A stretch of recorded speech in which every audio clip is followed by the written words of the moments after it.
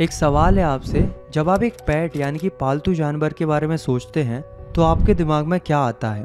एक लॉयल कुत्ता, एक प्यारी सी बिल्ली, या शायद एक बोलने वाला तोता? पर क्या आपने कभी एक ओटर यानी कि एक उड़बिलाव को पालने के बारे में सोचा है? एक ऐसा जीव जो पानी से बेइंतहा प्यार करता है, जो बच्चों की तरह खेलता है और जो बिल्कुल एक छोटे से चॉकलेट कलर के ड्रैगन जैसा दिखता है। नमस्ते दोस्तों, मैं हूँ राहुल रावत और आज हम एक ऐसी ही अनोखी दोस्ती की कहानी सुनने जा रहे हैं। हम पढ़ने जा रहे हैं क्लास 10th इंग्लिश की फर्स्ट फ्लाइट बुक का चैप्टर, जिसका नाम है मिस बिल द ओटर। इसे लिखा है गेविन मैक्सवेल ने। ये उनकी सच्ची कहानी है। ये उनके और उनके पालतू ओटर मिस बिल के बीच के खूबसूरत रिश्ते की दास्तां है। इस कहानी में हंसी है, एडवेंचर है, थोड़ा सा चाओस है और बहुत सारा प्यार है। तो चलिए शुरू करते हैं। कहानी शुरू होती है 1956 में। Writer Gavin Maxwell southern Iraq में ट्रेवल कर रहे थे। कुछ समय पहले उनके पालतू कुत्ते जॉनी की मौत हो गई थी और उसके बिना उनकी लाइफ बहुत सूनी हो गई थी। उन्होंने सोचा कि क्यों ना इस पर कुत्ते की जगह एक ऑटर को पाला जाए। ये ख्याल उनके दिमाग में आया था कैमस फेरना में, जो वेस्ट हाईलैंड्स स्कॉटलैंड में उनका घर था। उनका घर पानी से घिरा हुआ था, यानी कि एक ऑटर के लिए वो एक परफेक्ट जगह थी। जब उन्होंने ये बात अपने दोस्त को बताई तो उनके दोस्त ने कहा कि अरे बिल्कुल, तुम्हें यहाँ तिग्रिस मार्सेस में जाना चाहिए। वहाँ ओटर्स पानी की तरह कॉमन है, वहाँ के अरब्स उन्हें पालते भी हैं, तो वहाँ से तुम्हें ऑटर आसानी से मिल जाएगा। अगले सीन में राइटर और उनके दोस्त बसरा शहर में कंसुलेट जनरल में अपनी मेल का इंतजार कर रहे थे। कुछ दिन बाद उनके दोस्त की मेल तो आ गई और वो वहाँ से चले गए, पर राइटर की मेल नहीं आई। उनका इंतजार लंबा होता चला गया। 5 दिन बाद आखिरकार उनकी मेल आई। मेल पढ़ने के बाद उन्होंने अपने कमरे में जाकर देखा कि वहाँ 2 अरब यानी कि इराक के 2 लोग जमीन पर बैठे हुए थे और उनके पास एक सैक यानी कि एक बोरी थी जो अजीब तरह से हिलडुल रही थी। उन्होंने राइटर को एक नोट दिया। नोट में लिखा था, हियर इज योर ऑटर। ये रहा आपका उड़बिलाव। राइटर का दिल जोर जोर से धड़कने लगा। उन्होंने इस बोरी को खोला और उसके अंदर से जो जीव निकला वो उनकी जिंदगी बदल देने वाला था।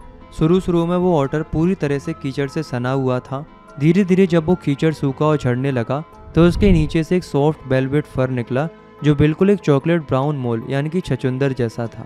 राइटर कहते हैं कि वो बिल्कुल एक स्मॉल ड्रैगन जैसा लग रहा था। इमेजिन कीजिए एक छोटा सा ड्रैगन जिसके कान छोटे छोटे थे और जिसके ऊपर मड मास्क लगा हुआ था।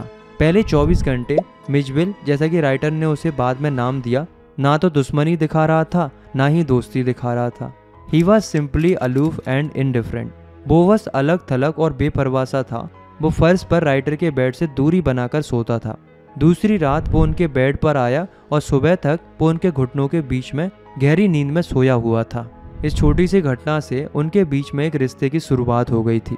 धीरे धीरे मिस बिल खुलने लगा। उसे अपने आसपास की चीज़ों में इंटरेस्ट आने लगा और तब राइटर ने देखा कि ओटर्स की सबसे खास क्वालिटी क्या होती है, उनका पानी से प्यार। राइटर मिस बिल को बाथरूम ले गए। आधे घंटे तक वो पागल सा हो गया। वो पानी में उछल कूद कर रहा था, रोल कर रहा था और छप छप कर रहा था। 2 दिन बाद एक और अजीब चीज़ हुई। मिस बिल बाथरूम में घुसा और राइटर ने देखा कि वो अपने छोटे छोटे हाथों से टैप यानी कि नल को खोलने की कोशिश कर रहा है। 1 मिनट से भी कम टाइम में उसने टैप को इतना घुमा दिया था कि उससे पानी की एक तेज धार निकलने लगी। उसने पानी को चलाना सीख लिया था। कुछ दिनों बाद मिस बिल राइटर की लाइफ का एक और इम्पोर्टेंट हिस्सा बन गया। वो उनके पीछे पीछे चलता, उन्हें बुलाता। अब वो एक अनजान जीव नहीं, उनका साथी बन चुका था। राइटर कहते हैं कि ऑटर की स्पीसीज साइंस के लिए अनजान थी। बाद में जूलॉजिस्ट ने इनका नाम रखा ल्यूट्रोगेल परस्पेसिलेटा मैक्सवेली, यानी कि मैक्सवेल्स ओटर। अब वक्त आ गया था बसरा से वापस लंदन जाने का, पर यह इतना आसान नहीं था। प्रॉब्लम ये थी कि the British airline to London would not fly animals. British airline जानवरों को फ्लाई नहीं करती थी। तो राइटर ने दूसरी एयरलाइन में टिकट बुक कराई जो उन्हें पहले पेरिस ले जाती और वहाँ से वो लंदन जाते। एयरलाइन ने एक शर्त रखी। उन्होंने कहा कि मिस बिल को एक बॉक्स में ट्रैवल करना होगा जिसकी साइज 18 इंचेस स्क्वायर से ज़्यादा ना हो। राइटर ने एक बॉक्स बनवाया फ्लाइट से 1 घंटा पहले। उन्होंने मिस बिल को उस बॉक्स में डाला ताकि उसे आदत हो जाए। फिर वो जल्दी से खाना खाने के लिए चले गए। जब वो वापस आए तो उन्होंने देखा कि बॉक्स में एकदम एन अपीलिंग साइलेंस यानी कि डरावनी खामोशी छाई हुई थी। उन्हें लगा कि कुछ तो गड़बड़ है। उन्होंने बॉक्स खोला। अंदर का नज़ारा देखकर उनके होश उड़ गए। बॉक्स अंदर से पूरी तरह से खून से सना हुआ था।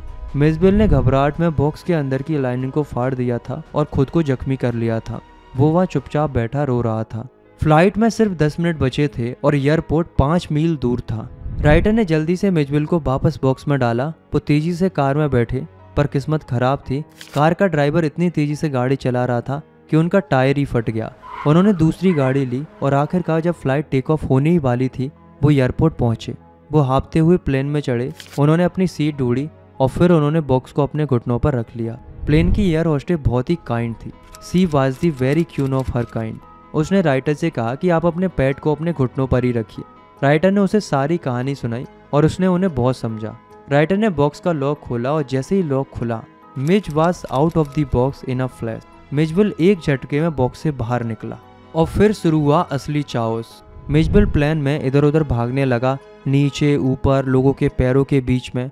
पूरे प्लेन में चीख पुकार मच गई। एक औरत तो डर के मारे अपनी सीट पर खड़ी हो गई। राइटर ने देखा कि मिचबिल की पूंछ एक इंडियन आदमी की पगड़ी के नीचे से गायब हो रही है। उन्होंने उसको पकड़ने के लिए डाइव लगाई, पर उनका मुंह सीधा एक करी की प्लेट में जा घुसा। एयर होस्टेस भी अपनी हंसी नहीं रोक पाई। आखिर में राइटर ने मिचबिल को अपनी सीट के पास आते देखा। मिचबिल उनके घुटनों पर चढ़ गया और उनके चेहरे और गर्दन को प्यार से रगड़ने लगा। इतने चाओस के बाद आखिरकार सब शांत हुआ। लंदन में मिचबिल और राइटर की लाइफ एक नए दौर में शुरू हुई। मिचबिल ने वहाँ भी अपनी हरकतों से सबको हैरान कर दिया। उसके पास खेलने के लिए ढेर सारे टॉयज थे, ping pong balls, Marvels, rubber fruit और एक टेरापिन सेल। वो पिंग पोंग बॉल के साथ सॉकर खेलता था, पर उसका असली मजा तो सड़क पर आता था। जब राइटर उसे वॉक पर ले जाते थे तो इंग्लैंड में किसी ने भी ऑटर नहीं देखा था, तो लोग मिचबिल को देखकर अजीब अजीब अंदाजे लगाते थे। लोगों के गैसेस बहुत ही फनी थे। कोई उसे अब बेबी सील कहता, तो कोई उसे स्क्वेरल कहता, तो कोई उसे वेलरस कहता। किसी ने तो उसे अब बीवर, अब बियर क्लब, लेपर्ड भी कह दिया था। पर राइटर कहते हैं कि सबसे बेस्ट सवाल एक मजदूर ने पूछा। उसने जमीन पर अपना औजार रखा और राइटर को घूरा और पूछा, here mister, what is that suppose to be? सुनिए मिस्टर, ये आखिर है क्या चीज? लंदन में मिचबिल ने कई नई नई आदतें भी सीख ली थी। वो एक प्राइमरी स्कूल की दीवार पर चढ़ जाता था और बच्चों को डराता था। जब वो सड़क पर चलता तो वो एक अजीब तरह से उछल उछल कर चलता था, जैसे एक खिलौना घोड़ा हो। तो दोस्तों, ये थी मिचबिल दी ओटर की कहानी। एक ऐसी कहानी जो हमें बताती है कि इंसान और जानवर के बीच का रिश्ता कितना अनोखा और खूबसूरत हो सकता है। मिचबिल ने गेविन मैक्सवेल की सूनी जिंदगी में हंसी, अजीबोगरीब हरकतें और ढेर सारा प्यार भर दिया था। ये चैप्टर हमें सिर्फ एक ऑटर की लाइफ के बारे में नहीं बताता, ये हमें कंपेशन, पेशेंस और एक दूसरे के लिए अनकंडीशनल लव के बारे में सिखाता है। आई होप आपको ये चैप्टर पसंद आया होगा और मिचबिल की शरारतें आपके चेहरे पर एक मुस्कान ले आई होंगी। अगर कोई भी सवाल है तो कमेंट में ज़रूर पूछिएगा। और हाँ, एक इम्पोर्टेंट अनाउंसमेंट है। आपके एसएसटी और साइंस के लिए एक न्यू सीरीज आ रही है। ना सिर्फ एक सीरीज है बल्कि एक जर्नी है जो आपके बोर्ड एग्जाम की प्रिपरेशन का पूरा खेल बदल देगी। सोच के देखो दोस्तों, हर एक कंसेप्ट, हर एक टॉपिक, हर एक क्वेश्चन एक नई एनर्जी, एक नए सिनेमैटिक एक्सपीरियंस के साथ आपको समझाया जाएगा। ये सिर्फ पढ़ाई नहीं होगी, ये एक एक्सपीरियंस होने वाला है। डेट मैं आपको बहुत ही जल्दी अनाउंस करने वाला हूँ, लेकिन उससे पहले मुझे चाहिए आपका सपोर्ट, आपकी प्रेजेंस। डिस्क्रिप्शन में दिए गए सनलाइट स्टडी के टेलीग्राम और इंस्टाग्राम के लिंक्स पर क्लिक करके ज़रूर से ज्वाइन कर लेना, क्योंकि वहीं मिलेंगी आपको exclusive updates, notes, tips, special surprises और वो चीज़ें जो यूट्यूब पर नहीं मिलती। मैं चाहता हूँ कि जब ये सीरीज लॉन्च हो तो सिर्फ एक क्लास ना लगे, एक मूवमेंट लगे, because this will be absolutely free of cost.